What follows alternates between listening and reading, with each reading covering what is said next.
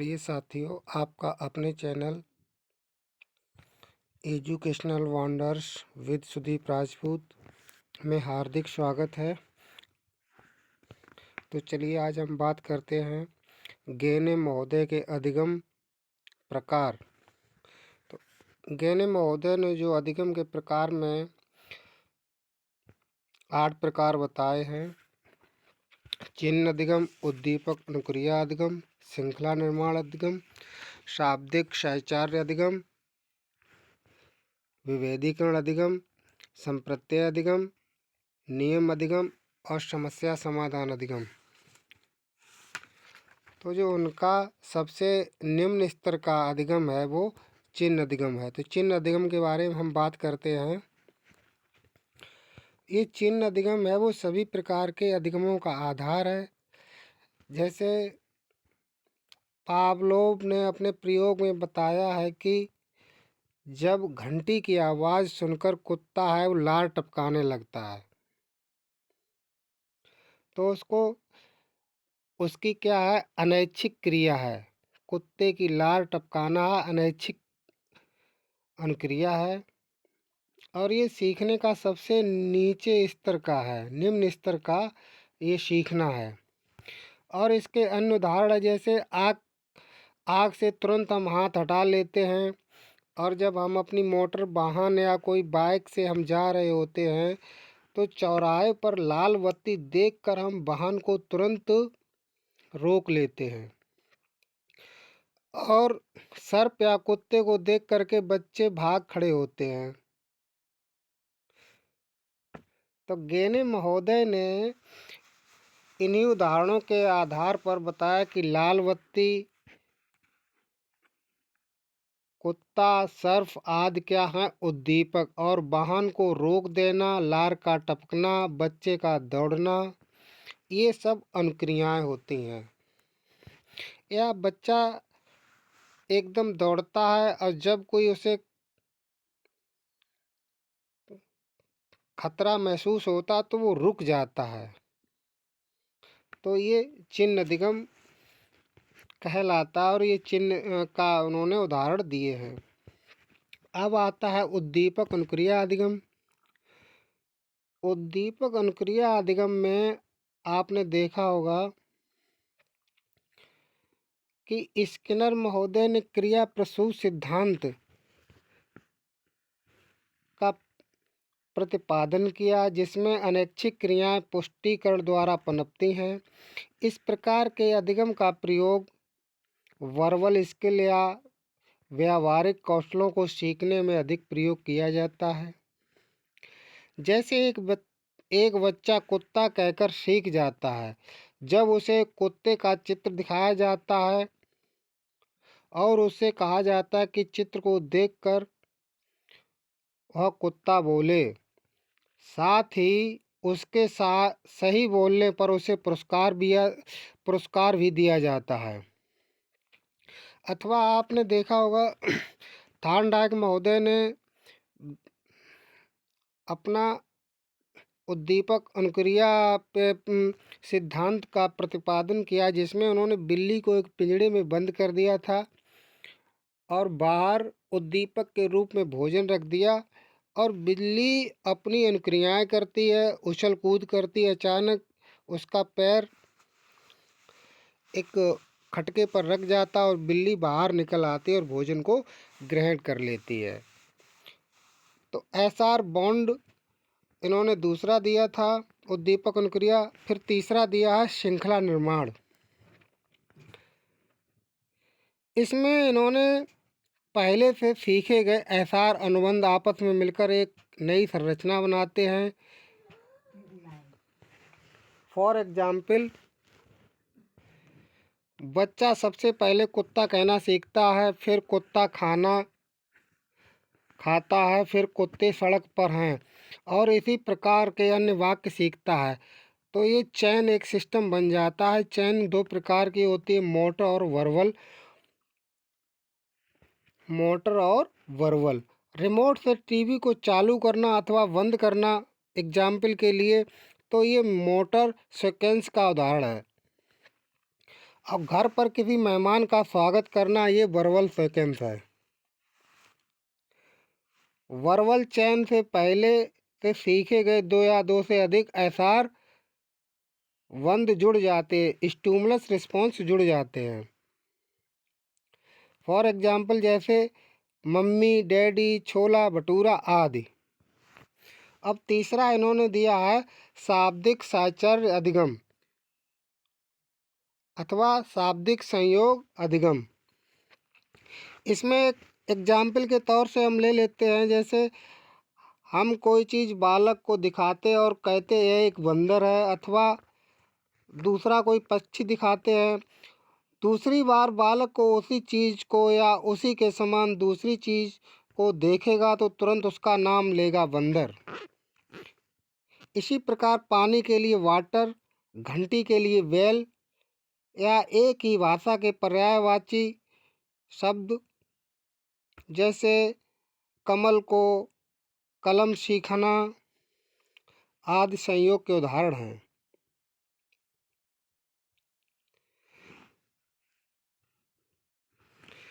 ऐसे किसी भी बच्चे को कोई सी चीज़ वस्तु पहले जब हम दिखाते हैं और फिर उसके सामने कुछ समय बाद जब आ जाती है तो बच्चा उसको स्वतः पहचान लेता, अथवा इस प्रकार से समझ सकते हैं कि जब कोई समस्या से हम घिर जाते हैं और उस समस्या का हमने पहले से निदान कर लिया है, जब दोबारा से कोई समस्या उत्पन्न होती है तो हम उसका निराकरण उसी के आधार पे कर लेते हैं।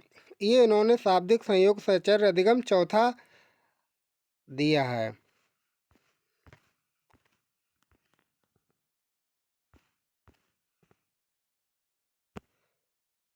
अब आते हैं गैने महोदय के पांचवें पे, विभेद अधिगम अथवा विभेदीकरण। तो इसमें एक उदाहरण है कि एक बालक कुत्ता, पालतू कुत्ता अथवा सड़क का कुत्ता, इसके मध्य अंतर सीख जाता है तो हम इसे विभेदीकरण कहेंगे। अर्थात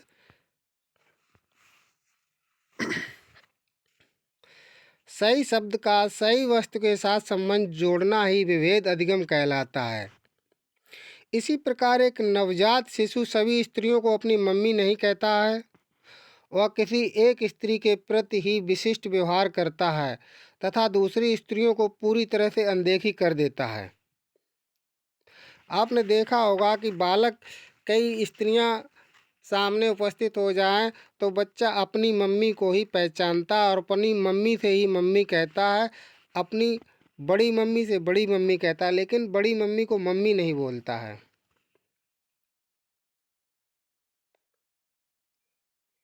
इसी प्रकार बहुत सी बोतलों में से बालक उस बोतल को आसानी से पहचान लेता है जिसमें उसने एक बार दूध पिया है, अथवा वह जिसकी उसकी जो बोतल होगी उसी को वो पहचान लेगा। अथवा इस प्रकार से भी समझ लीजिए कि बच्चे को उसके सामने उसके कई दोस्तों के खिलौने रख दीजिए और बच्चे का स्वयं का खिलौना हो तो बच्चा अपने ही खिलौने को छुएगा अथवा उसको उठाएगा और कहेगा ये मेरा खिलौना है, ये भैया का खिलौना है, ये बहन का खिलौना है। तो इन सब उदाहरणों से विभेद अधिगम का अर्थ स्पष्ट हो जाता है। इस प्रकार जब किसी एक उद्दीपन के प्रति विशिष्ट व्यवहार किया जाए अथवा दूसरे उद्दीपनों को बिल्कुल अनदेखी की जाए, जैसे बच्चे ने क्या किया कि कई प्रकार के खिलौने रख दिए, उसने अपने ही खिलौने को उठाया तो उसने एक उद्दीपन के प्रति अपना व्यवहार स्पष्ट किया और जो उद्दीपन अन्य खिलौने थे उनको उसने नकार दिया अथवा उसने बिल्कुल भी उस पर ध्यान नहीं दिया। तो इसको ही हम विभेदीकरण कहते हैं, विभेदीकरण अधिगम। अब 6 नंबर का आता है संप्रत्यय अथवा प्रत्यय। गैने महोदय ने बताया है कि व्यक्ति का किसी उद्दीपन की स्थूल वस्तुओं के बजाय सूक्ष्म विशेषताओं जैसे लंबाई, चौड़ाई, वजन, आकार, रंग, आकृति आदि के प्रति प्रतिक्रिया व्यक्त करना प्रत्यय अधिगम कहलाता है। प्रत्यय किसी पदार्थ की उभयनिष्ठ विशेषताओं के आधार पर बनता है। जैसे पेड़ कई प्रकार के होते हैं, लेकिन आम का पेड़ उन सभी हम उसी को कहते हैं जो कुछ विशेषताएं लिए होता है। अथवा हम जामुन के पेड़ को जामुन का पेड़ तभी कहते हैं जब वो जामुन की विशेषताएं लिए होता है। स्थूल प्रत्ययों की अपेक्षा सूक्ष्म प्रत्ययों को समझना जटिल होता है। इसी प्रकार अंकों की श्रृंखला में सम तथा विषम संख्याओं की पहचान करना प्रत्यय अधिगम के अंतर्गत आता है। इन संख्याओं में से सम और विषम संख्याओं के प्रत्यय के बारे में स्पष्ट ज्ञान होना चाहिए। अब आता है सातवां नियम अधिगम। इसमें किसी वास्तविक घटना या परिस्थिति की व्याख्या करने हेतु दो या दो से अधिक अवधारणाओं को मिला लिया जाता है। अवधारणाओं की श्रृंखला को नियम कहते हैं और इसका रूप इस प्रकार हो जाता है, यदि एक्स है तो वाई भी होगा, यदि पानी बरसा है तो मैं भीग जाऊंगा, यदि कुत्ता भूखा है और इसके सामने खाना लाया जाए तो यह लार टपकाएगा।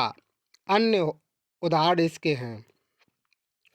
यह कहा जाता है कि ज्ञान नियमों का क्रमबद्ध स्वरूप है तथा नियमों के अंदर नियम को लेकर नियम तंत्र बनता है। ऐसे कि नियमों का सिद्धांत का प्रतिपादन प्रत्यय अधिगम के बाद ही होता है। ऐसा दो या दो से अधिक प्रत्ययों के मध्य लगातार एवं स्थायी संबंध के कारण होता है। स्कूलों में प्राप्त होने वाला अधिगम अधिकांशतः इन नियमों, सिद्धांत और प्रणालियों पर ही केंद्रित होता है। अब सबसे उच्च स्तर का नियम है इनका प्रकार समस्या समाधान। टेट और सीटेट में कई एक बार ये क्वेश्चन आया भी है। समस्या अधिगम उच्च स्तर के नियमों का अधिगम है जिसमें पूरी परिस्थिति को समझने के लिए निम्न स्तर के दो या उससे अधिक नियमों को जोड़ा जाता है। इसके अंतर्गत आंतरिक घटनाएं आती हैं जैसे चिंतन एवं संबंधित अर्जित ज्ञान। जब कोई व्यक्ति किसी नियमों तथा सिद्धांतों की जानकारी प्राप्त कर लेता है तो वह यह देखना चाहता है कि इसकी उपयोगिता क्या है। इस दृष्टि से वह उसका मूल्यांकन करता है। यह मूल्यांकन उसके जीवन की विविध समस्याओं को हल करने में सहायता प्रदान करता है। बिना इन नियमों या सिद्धांतों को जाने हम जीवन की समस्याओं को हल नहीं कर सकते हैं और ना ही सफलता प्राप्त कर सकते हैं। जैसे उदाहरण के लिए एक छात्र जो पहली बार प्रतियोगिता में परीक्षा में असफल रहने पर यह योजना बना रहा है कि परीक्षा में सफलता किस प्रकार प्राप्त की जा सकती है। समस्या समाधान का ये सबसे ताज़ा उदाहरण है और सटीक उदाहरण है। तो इस प्रकार से गैने महोदय के जो सीखने के प्रकार बताए हैं, उन्होंने 8 प्रकार के, सबसे पहले चिन्ह अधिगम, दूसरा है उद्दीपक अनुक्रिया अधिगम, तीसरा है श्रृंखला निर्माण, चौथा है शाब्दिक साचार्य अधिगम अथवा शाब्दिक संयोग, पांचवा है विभेद अधिगम और छठा है प्रत्यय अधिगम, सातवां है नियम अधिगम, आठवां है समस्या समाधान अधिगम। यदि आपको वीडियो अच्छा लग रहा हो तो हमारे चैनल को सब्सक्राइब कर लीजिए और लाइक का बटन प्रेस कर दीजिए। वीडियो देखने के लिए आपका बहुत बहुत धन्यवाद।